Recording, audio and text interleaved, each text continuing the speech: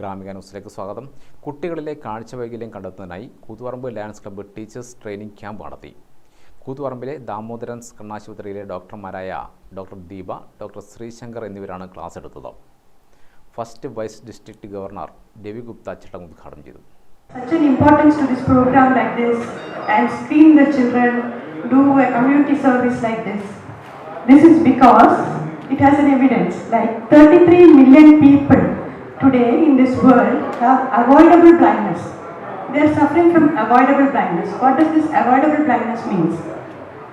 This is a sort of blindness. കുട്ടികളിൽ കണ്ടുവരുന്ന നേത്രവൈകല്യങ്ങൾ കണ്ടെത്തുന്നതിനുള്ള പരിശീലനങ്ങളാണ് നൽകിയത്. കൂത്തുപറമ്പ് ബ്ലോക്ക് റിസോഴ്സ് സെന്ററിന്റെ കീഴിലുള്ള സ്കൂളുകളിലെ 60ഓളം അധ്യാപകർ പങ്കെടുത്തു. ചടങ്ങിൽ C Chandran, K Satheendran, advocate Vinod Bhattathiripad, K Muraleedharan, advocate V Mukundan, Anoop Kumar, Aneesh Kumar, Deepu Sreejith, E K Premraj എന്നിവർ സംസാരിച്ചു. ഗ്രാമിക ന്യൂസ്, കൂത്തുപറമ്പ്.